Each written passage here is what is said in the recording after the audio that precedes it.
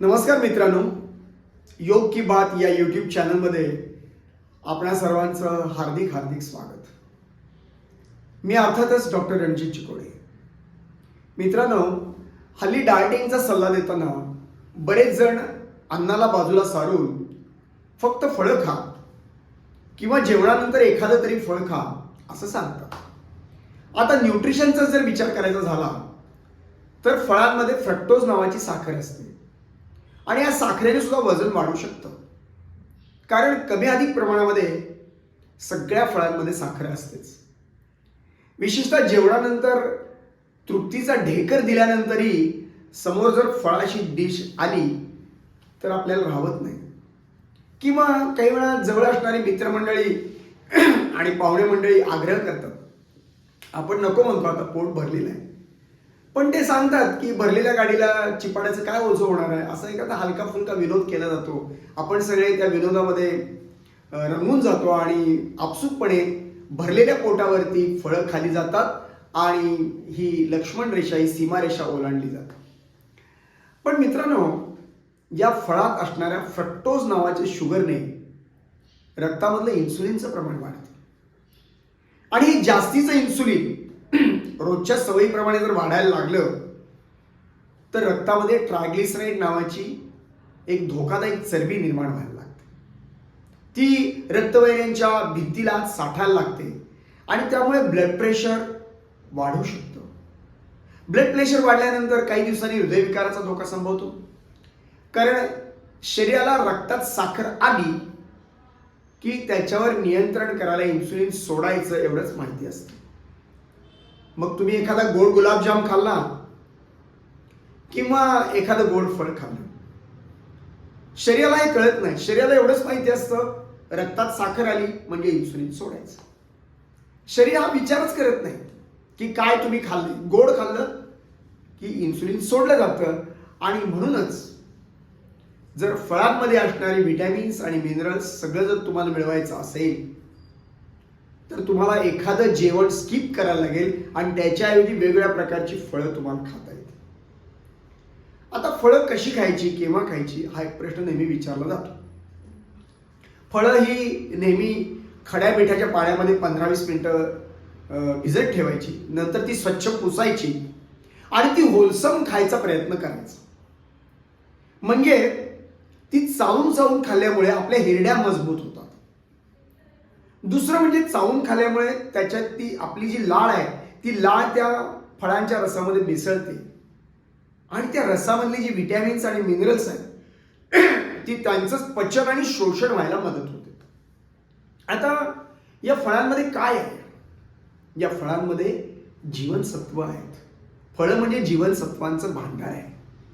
याच्यामध्ये व्हिटॅमिन्स आहेत, मिनरल्स आहेत, प्रोटीन्स आहेत, फायबर आहे आणि सगळ्यात महत्त्वाचं अँटीऑक्सिडंट्स आहेत की ज्यामुळे आपलं ब्लड प्रेशर, हृदयविकार, कॅन्सर, मूळव्याध यासारख्या धोकादायक रोगांपासून रक्षण केलं जातं.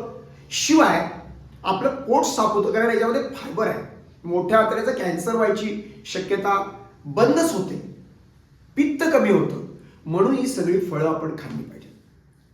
आता बरेच लोक फळांच्या फोडी करतात, कापून ठेवतात आणि नंतर थोड्याने खातात. काही लोक ती फळं कापून फ्रीजमध्ये ठेवतात आणि खातात. काही मोठमोठ्या लग्न समारंभाला फळं केव्हा कापून ठेवलेली असतात आपल्याला माहिती नसतं, आपण ती खातो. अशी फळं जर तुम्ही कापून ठेवलेली असतील आणि ती जर तुम्ही खाल्लीत तर त्याचा तुमच्या शरीराला काही उपयोग होणार नाही.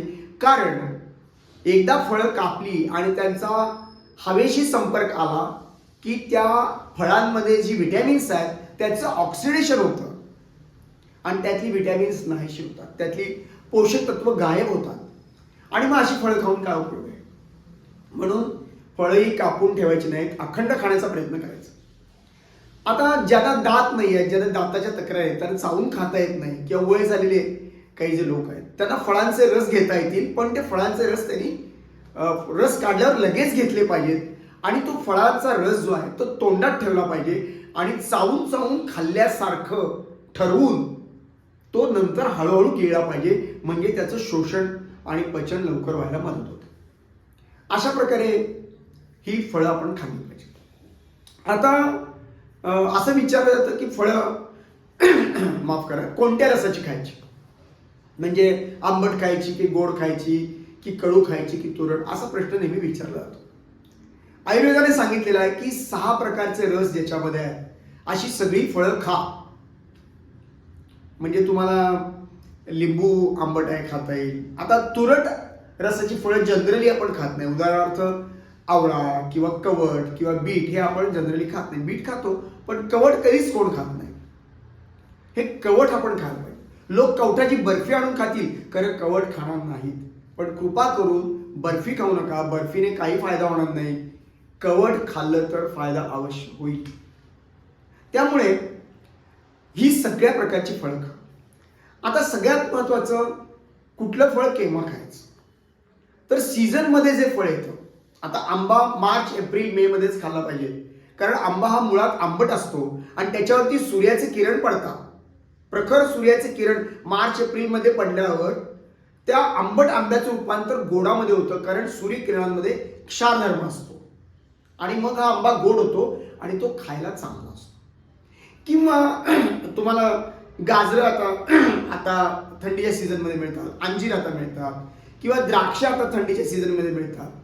ज्या सीझनमध्ये जे फ्रूट येतं बाजारामध्ये तेच आपण खाल्लं पाहिजे. म्हणजे त्याच्यामध्ये सगळी विटॅमिन्स, मिनरल्स, पोषक तत्व सगळी भरपूर प्रमाणामध्ये एकत्र आलेली असतात आणि ती आपल्या शरीराला मिळतात. तेव्हा मित्रांनो, विटॅमिन्सची भांडार असलेली अशी जी फळं आहेत ती तुम्ही अवश्य खाल्ली पाहिजेत. म्हणजे तुमच्या शरीराचं आरोग्य चांगलं राहील. आणि शरीराचं आरोग्य जर चांगलं राहिलं तर शरीराच्या आत असणाऱ्या मनाचं आरोग्य देखील चांगलं राहायला मदत होईल. आणखी काय बोलू, फळांवर बोलण्यासारखं खूप आहे. पण आज इथेच थांबतो. तुम्हाला जर व्हिडिओ आवडला असेल तर जरूर लाईक करा, सबस्क्राईब करा आणि महत्त्वाचं म्हणजे जास्तीत जास्त शेअर करायचा प्रयत्न करा. आज इथेच थांबतो. धन्यवाद. नमस्कार. Good day.